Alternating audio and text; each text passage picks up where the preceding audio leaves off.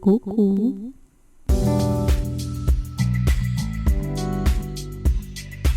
Проснулась этим утром и из вчерашних заметок записала для тебя подкаст. Прекрасного дня. Послушаешь? Значит, кроме всего того, что вы можете придумать себе потрясающую работу, изучить все технические критерии конкретного чемпионата, визуальные в том числе, о чем я говорила в 2 своих выпусках, также есть очень интересная тема. Она называется «Список штрафов и дисквалификаций», которую игнорировать, конечно же, не стоит. Потому что страшное слово дисквалификация, оно, конечно, есть, и некоторые об этом забывают.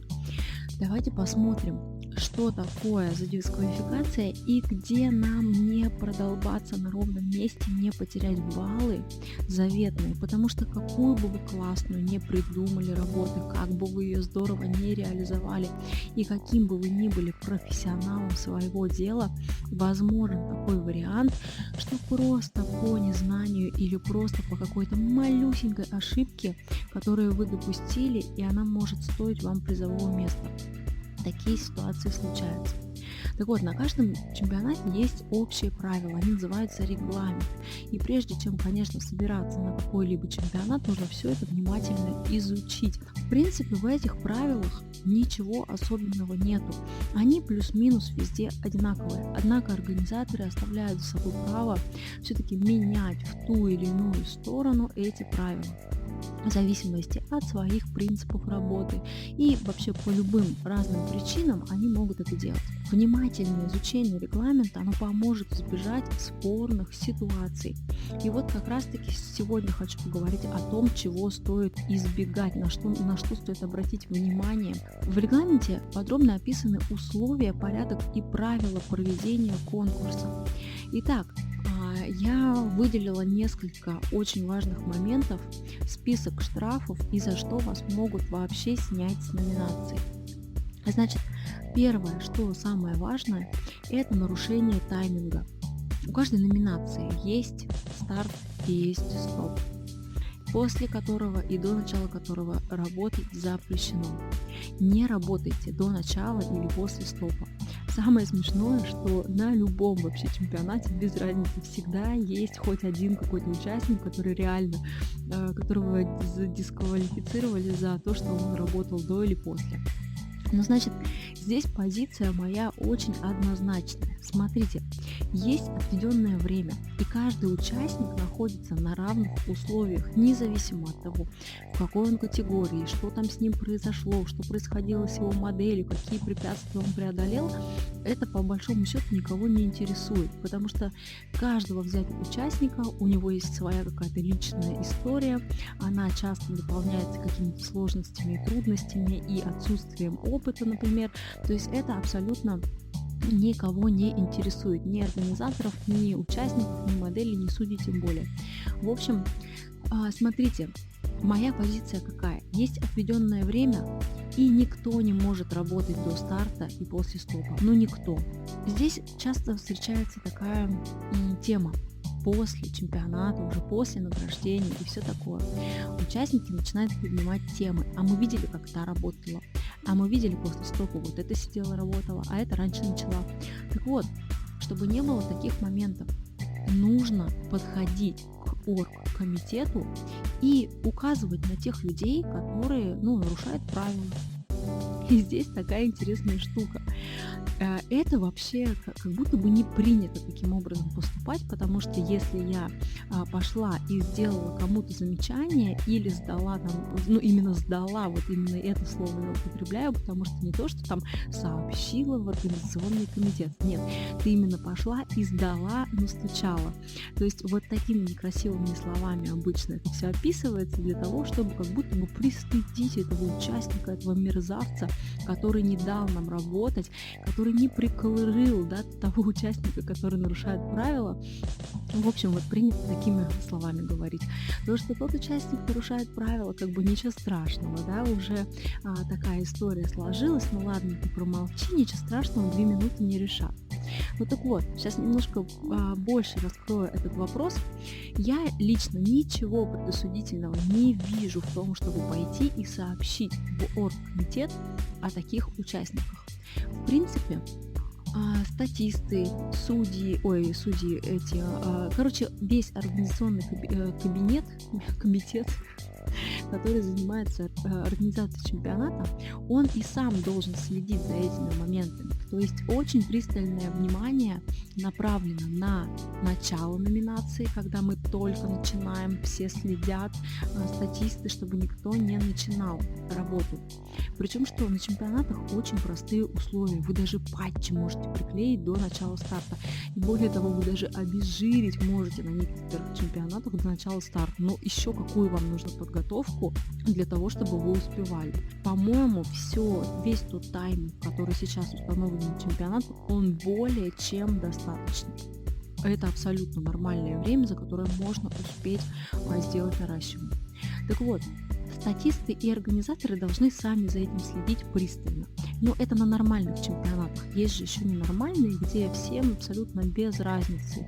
И участники ведут себя как хотят, а организационный комитет и вообще, не обращает на это внимания, вот так скажем, очень мягко. Вот. И в принципе я не понимаю ту позицию любого человека, которому нужно специально ходить и говорить, сделать нужно это, сделать нужно то. Я принимаю позицию, когда каждый ответственен за себя, то есть за свое поведение мы должны быть ответственны самостоятельно. Я бы не хотела, чтобы кто-то вообще подходил ко мне и делал какие-либо замечания. Громко там я разговариваю, о чем мы попозже еще поговорим, или я нарушаю тайминг, то есть я заведомо просто сама знаю, что тайминг нарушать не надо, я его не нарушаю. И я бы не хотела, чтобы ко мне какой-то участник подходил, или тем более организационный кабинет, что за комитет, и делал мне какие-то замечания. Поэтому я за позицию ответственности каждого за свое поведение, за свои деяния.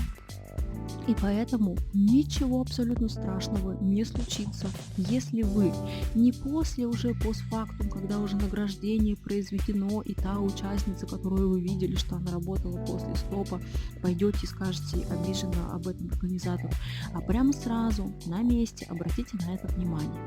Конечно, вы получите какой-то предосудительный взгляд, может быть, получите даже какую-то фразу вслед, брошенную вам, и такую, опять же, стыдливую и такую вот неприятную, да, но ничего страшного. Например, меня бы это вообще никак не задело, и это никого не должно задевать, потому что есть правила. Смотрите, очень часто те, кто это делает, или те, кто поощряет такое поведение, они принимают позицию, ну пусть работает, все равно она ничего не успеет, 2 минуты ничего не решат. Так вот, я, например, так не считаю. 2 минуты, тогда пусть работают все эти 2 минуты. Понимаете? То есть, если вы считаете, что 2 минуты ничего не решат, ну тогда увеличьте для всех тайминг на 2 минуты. Разве это не будет честно? Понятное дело, что она не успеет нарастить 3-й глаз за 2 минуты, но это нечестно.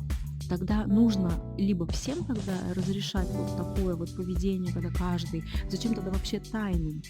Это то же самое, как скрывать категории от судейства, да, и говорить, что типа зачем вам знать, кто это сделал эту работу, они должны быть все одинаковыми. Это важно, потому что когда я вижу в строке там новичок, этот юниор, я, конечно, лояльнее отношусь, а здесь не может быть другого отношения, потому что это нормально.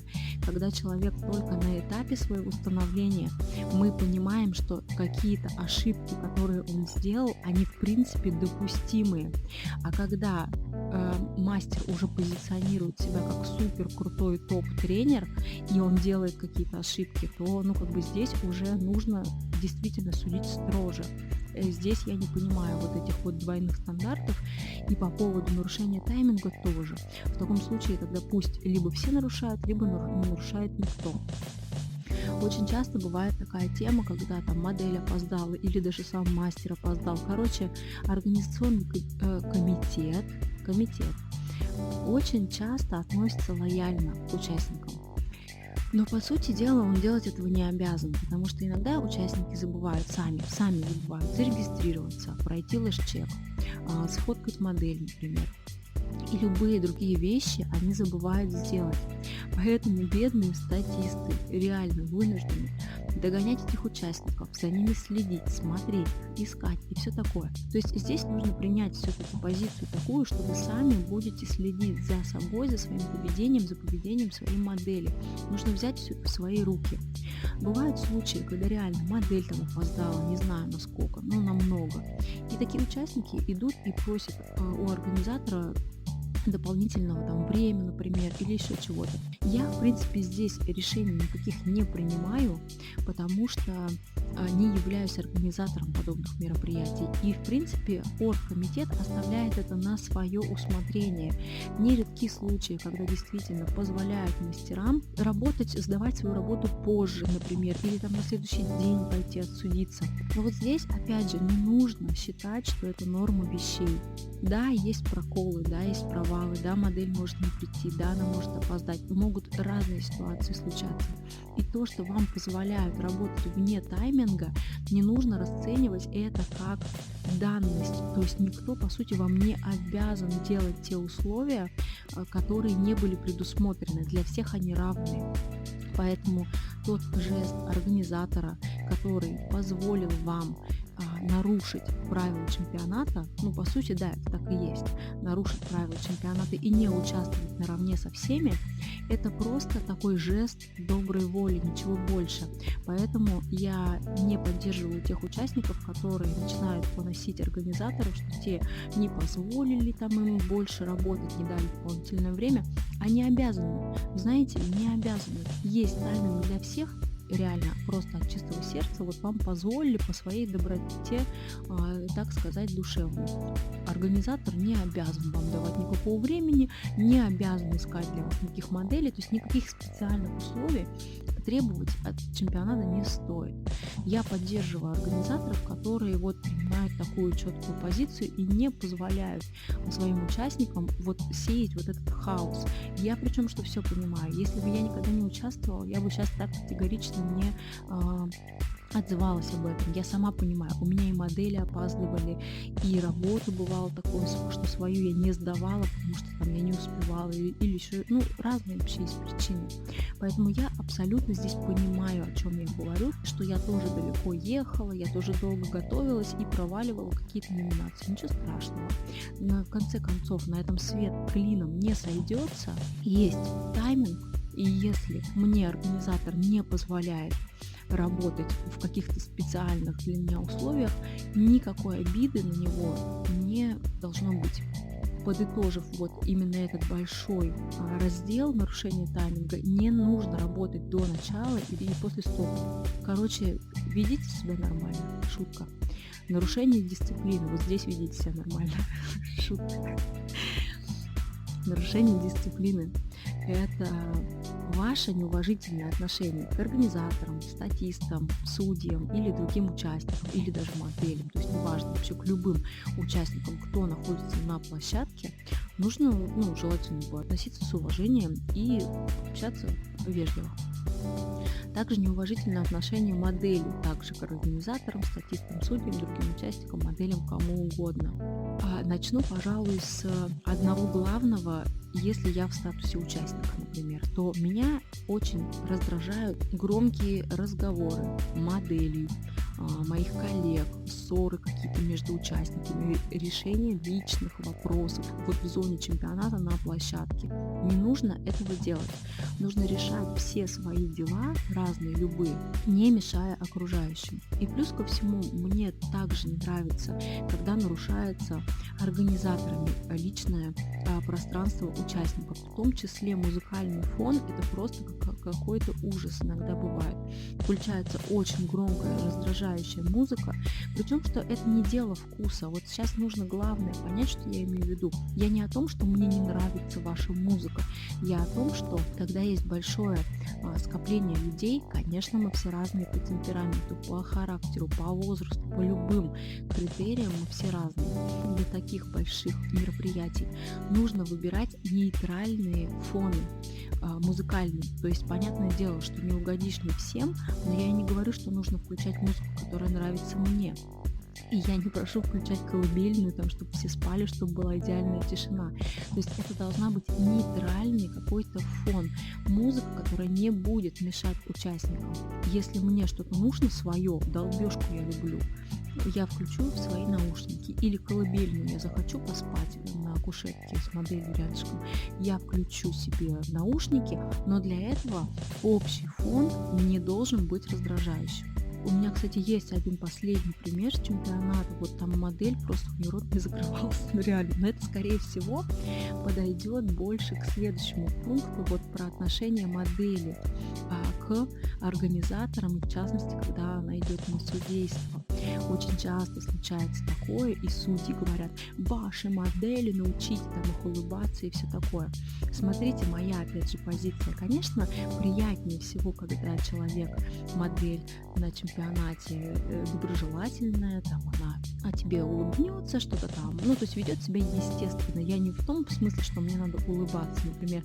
Я, опять же, сейчас говорю про себя, но я думаю, что я ничего противоречивого здесь не говорю. Эта позиция, как мне кажется, она правильная. Я не прошу, чтобы мне как-то специально через зубы там улыбались. То есть бывает такое, что они сидят вот такие вот, и прям видно, что им грустно-грустно. То есть я за такие, ну, как бы, если она села с грустным лицом, я не буду делать ей замечания, типа, а что вы не улыбаетесь? Мне вообще плевать, улыбаются они мне или не улыбаются. Есть модели даже, которые грубят мне, ну, прям в открытую грубят. То есть это не как-то завуалировано, там какие-то вздохи и закатывание глаз. Нет, в открытую говорят какие-то, ну, вещи, да. Ну, меня это вообще никак не задевает. То есть я не обижусь, если мне модель что-то там скажет. Я не обижусь, если она будет сидеть грустной или если она будет вздыхать. И я даже не дам ей штрафные баллы, потому что ее личное отношение ко мне меня вообще мало волнует. Меня волнует только работа мастера. Поэтому я, знаете, насмотрелась в качестве участников на модели, причем не на своих. Мои модели все идеальные.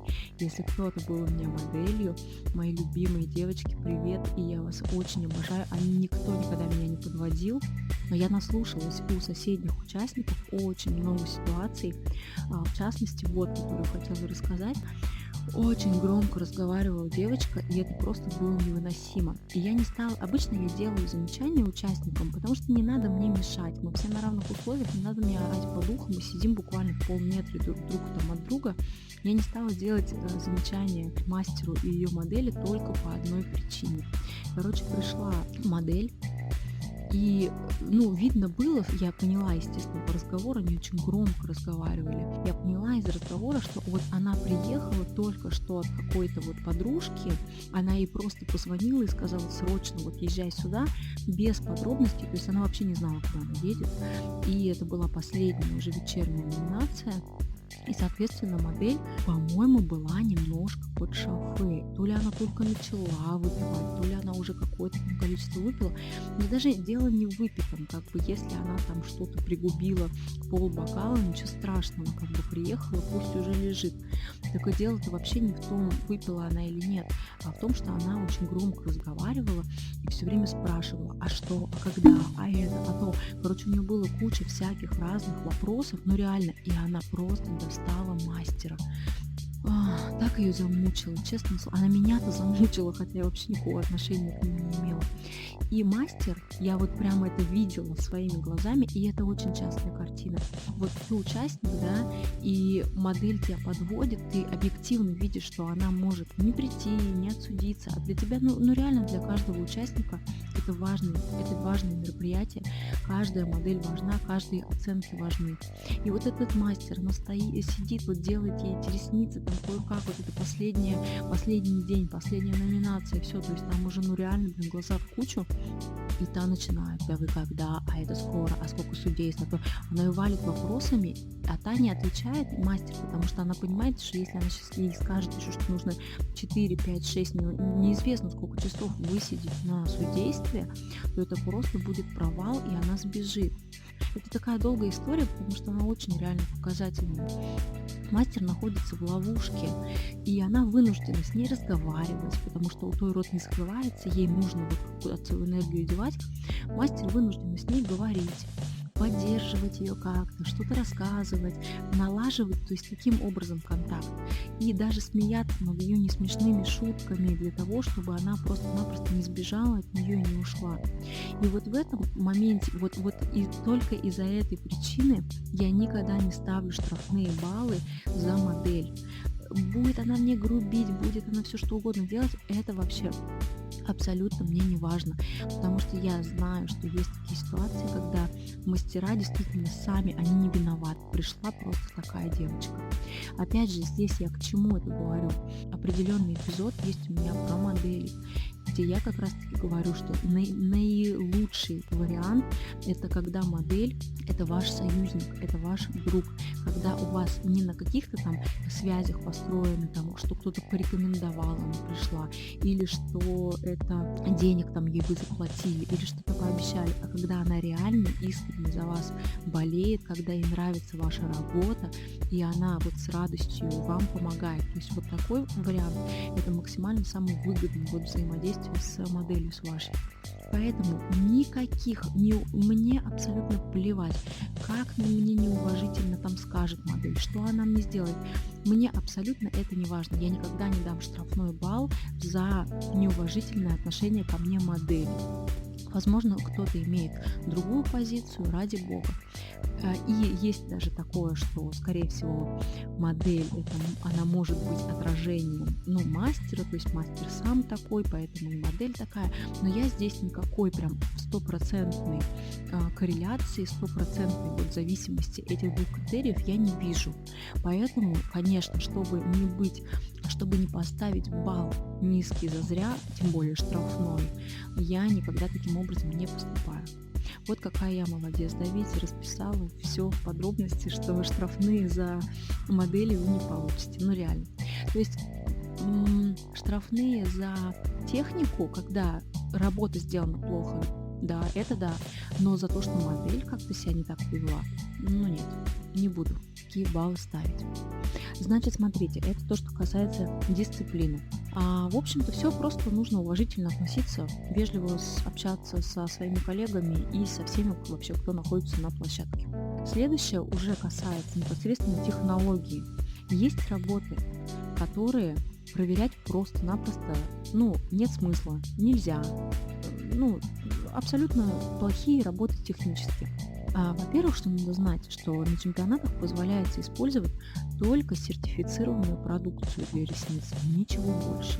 Второе, конечно же, это работы, которые не соответствуют общим требованиям и основным показателям качества. Например, отступ, склейки, наращивание при нездоровом состоянии натуральных ресниц или при заболевании глаз век, например.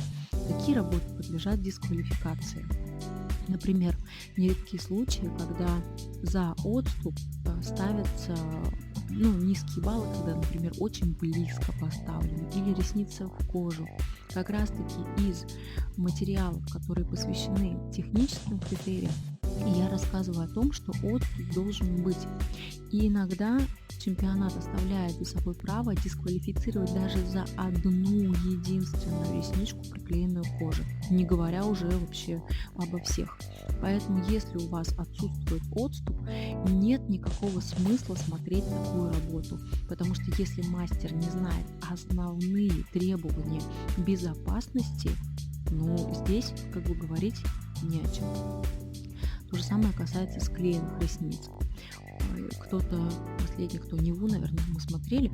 Я не знаю, кстати говоря, это выдумка или нет. Я в своей жизни никогда не видела работу, где было бы 120 склеек. И я себе представляю это. Если вы посмотрите, 120 склеек, это по сути один полностью склеенный глаз, например. И я не понимаю, зачем вообще его смотреть в таком случае.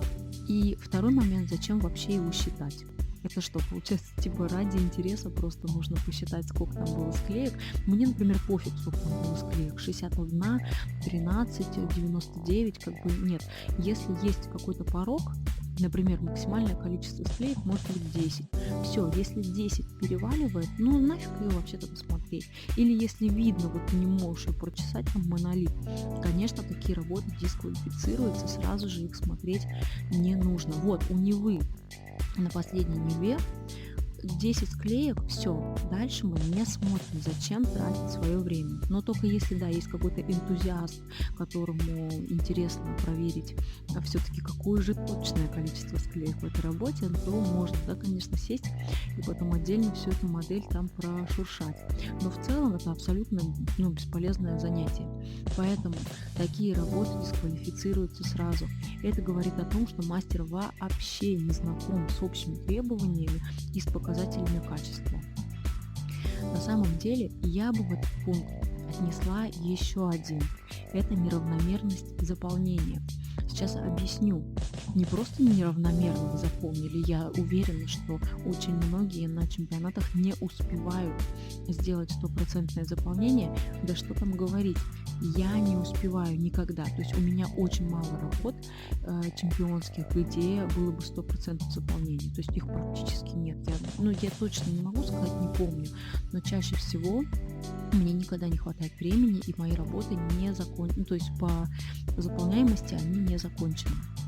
Так вот, я бы относила пункт неравномерность заполнения, это когда из-за недостаточного количества ресниц оценить работу сложно или невозможно.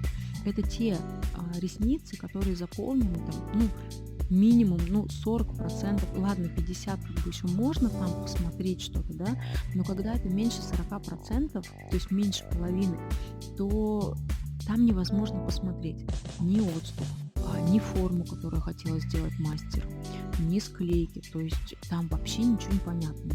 Сделано там несколько ресниц, несколько пучков.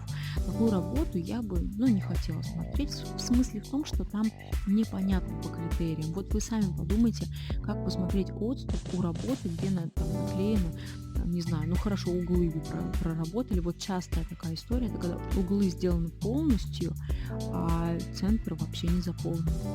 Как я должна понять, что за форма была? И написано эффект стрелка или там эффект натуральный. А где он натуральный эффект, если только вот 10 внешний, 10 внутренний? Где эффект-то был? Эффекта не видно. Отступ начинаем смотреть, что мне оценить. Отступ по углам, это какой должен быть балл? То есть здесь непонятно. Вот я бы такие работы, где недостаточно заполняемости, то я бы их не судила вообще. И тоже убирала бы их из списка, из гонки. Давайте дальше. Нарушение требований к модели. Например, возраст модели нередко скрывается вот на этапе регистрации. А есть чемпионаты, которые запрещают приглашать моделей младше 18 лет. Здесь нужно быть внимательным и смотреть, все у них просить. Если нужны какие-то документы дополнительные, если можно с 16, но с разрешения родителей, обязательно нужно эти все меры предпринять по предупреждению такой ситуации, чтобы не оказалось такого, что вы стоите уже на этапе регистрации, а модель просто-напросто не пропускают, потому что она по возрасту не подходит, или по несоответствию дресс-коду, потому что каждый чемпионат предусматривает определенную одежду для модели. Это буквально белый верх, черный низ, темный низ. Это одежда, которая есть абсолютно у каждого в гардеробе. То есть нет такой проблемы, чтобы модель как-то там, знаете, специально надо было наденьте ей вот что-то там такое. В конце концов, опять же, если это белый там верх, там строго белый, но возьмите, купите какую-то футболку, самую дешевую за 500 рублей или черную, например, и все, и повесьте ее, возьмите с собой, потому что в любом случае кто-нибудь чего-нибудь забудет, пусть она будет у вас. Вот, поэтому обязательно модель с дресс-кодом имейте, потому что не хочется, чтобы вас убирали с чемпионата просто потому, что модель не одела там нужную кофточку, да, или какие-то штрафные баллы. Но это бред абсолютный. Вы идете на чемпионат, нужно вот эти все моменты, которые я сейчас говорю, штрафные баллы, их вообще нужно свести к нулю, чтобы их не было нигде из этих моментов, не надо продолбаться, не нужно здесь провалиться на ровном месте. Здесь еще есть один момент. Существуют номинации, когда критериями чемпионата, критериями оценивания предполагается наоборот наряжание модели. То есть, если вы не нарядите как-то специально, то у вас будут, не штрафные баллы, а заниженные баллы. Вот однажды я таким образом невнимательно прочитала регламент, невнимательно посмотрела критерии оценивания и не наряжала вообще никак свою модель, просто отправила ее как обычно.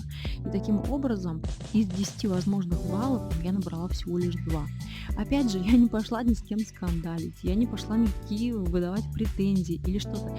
Я абсолютно четко понимаю, что это моя ошибка как мастера. Я просто неправильно подготовилась. Я просто сама, сделала эту ошибку. И все. Вот я об этом говорю. Поэтому мои стандарты, которые я пропагандирую, конечно, я считаю, что и ко мне также надо относиться. То есть я не соблюдала вот эти правила, и, соответственно, я потеряла балл. Все нормально, все в порядке. Так, запреты на количество и качество ресниц могут быть предусмотрены чемпионатом. Будьте также здесь внимательны. Есть критерии, например, не брать меньше 100 ресниц. И тут уже, извините, как хотите, считайте, хоть что делать с этими ресницами, не меньше 100. Конечно, прям вот супер кто-то сидит с пинцетами, статист каждого пересчитывать не будет, однако в любом случае редкие ресницы не брать, есть такой критерий у кого-то нет. Также, что касается модели, макияж в зоне выполнения работы. Никаких закрепителей, фиксаторов, чего-то там, тушью модель ресницы не красит, нижние тоже не крашут, потому что есть мадамочки, которые ложатся на склейки их смотреть, у них тушь на нижних ресницах. Еще лучше, ладно, склейки смотреть, на чистоту ложатся, и у них, естественно, тушь уже вся приклеилась к верхним ресницам. То есть нужно моделечек своих прекрасных, красивых информировать по поводу этого. Обязательно никаких подводок, никаких карандашей, губы, брови, тон вокруг глазок, пожалуйста, это нужно симпатичными, надо быть красивыми. Поэтому макияж в зоне выполнения работы может стать причиной либо штрафных баллов, либо вообще дисквалификации. Также дисквалифицируют за нарушение анонимности любым способом.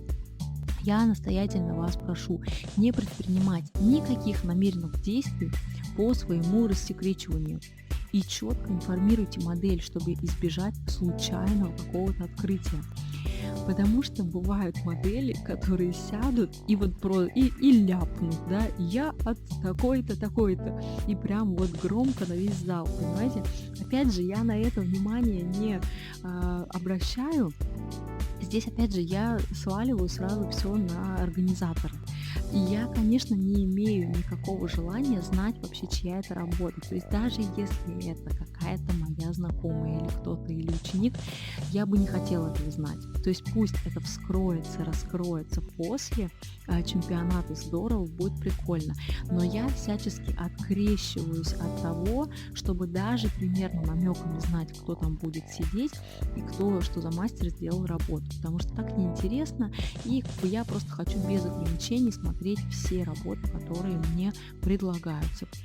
Потому что просто-напросто, если у меня будут какие-то реально открытые ученики, которых я готовила именно к этой номинации, то меня просто-напросто не возьмут туда, и я не смогу.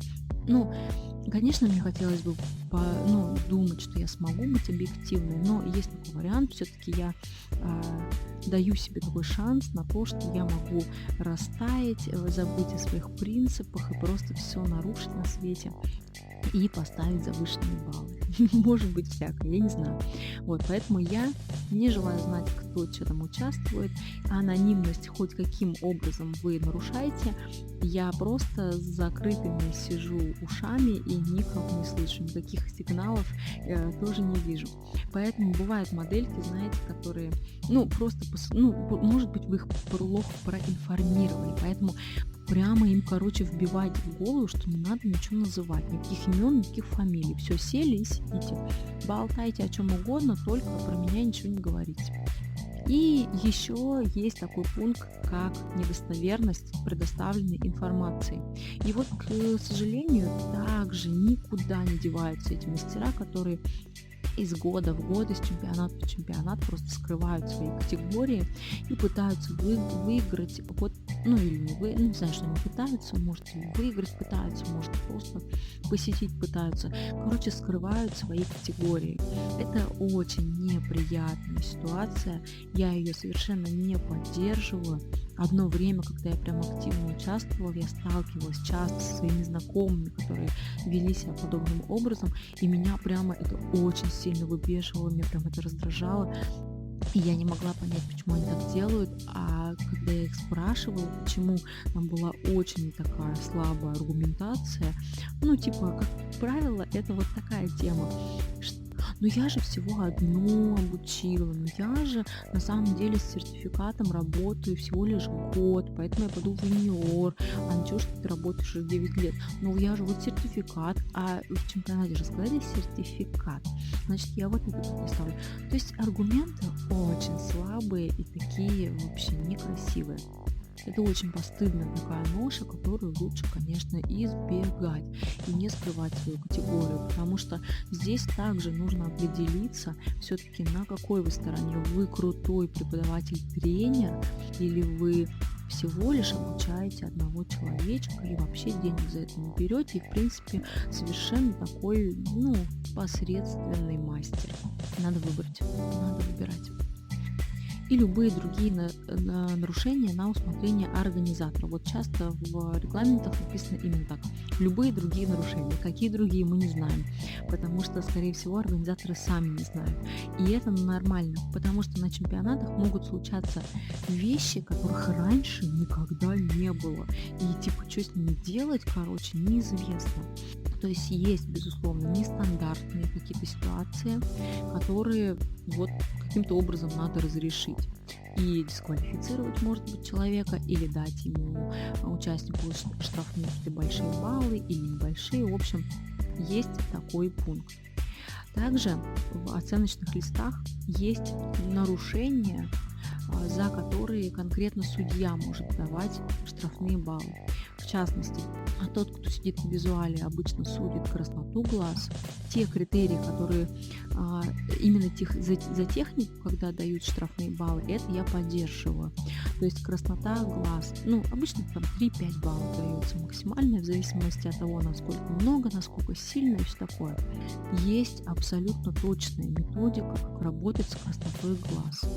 Не нужно этого допускать ни на чемпионатах, ни, конечно же, в своей повседневной деятельности, в своей повседневной работе. Поэтому красноту я лично сужу очень строго. Если есть краснота, это плохо, это очень плохо. Судьи могут давать штрафные баллы за заполняемость. Если вы совсем ничего не заполнили, то вам дается штрафной. Как правило, они очень низкие, маленькие баллы. Вот я все-таки считаю, что если заполняемость меньше 40%, то вообще нафиг смотреть эту работу. Ее лучше тогда вообще убрать из гонки. И также судьи могут давать штрафные за отступ, за чистоту, за склейки, когда очень сильно грязно. За склейки и если очень много слетов. За слеты чаще всего не дают никаких штрафных баллов, потому что бывает, что такое, пришла работа какая-то красивая и просто-напросто вся осыпалась. Там разные есть проблемы, и с клеем есть, я в техническом эпизоде говорила об этом. И, может быть, свои ресницы такие поврежденные, то есть масса моментов таких есть. За склейки, тоже зачем давать за склейки штрафной балл, если их много, нужно дисквалить, и все. В общем, смотрите, это то, что важно и на чем вы можете просто провалиться из-за того, что вы сделали какую-то мелочь. Это важные критерии, которые вам не надо нарушать, из-за которой вы можете слететь с чемпионата, даже не выполнив там свою работу или даже не продемонстрировав ее. Как бы вы идеально ни сделали, вы можете по любому из этих критериев просто вылететь в начале, там, в конце гонки, неважно. Поэтому, чтобы этого не допустить и дойти до конца, обязательно выполнить всю работу, чтобы все судьи вас посмотрели, нужно обязательно вот эти нарушения не допускать. Это очень мелкие нарушения, за которые разным образом карается мастер. Их лучше не допускать. Особенно то, что касается дисциплинарной ответственности, такой административной. Это, конечно же, недопустимо. Вот на таком точно уж не надо подрываться. А то, что касается, например, каких-то технических моментов, ну да, может быть. Может быть. В общем, вывод такой, что, пожалуйста, изучайте регламент. Это вам поможет реально. Вот все спорные ситуации, которые возникают, изучить и их не допустить.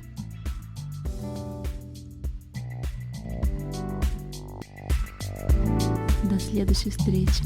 Прекрасного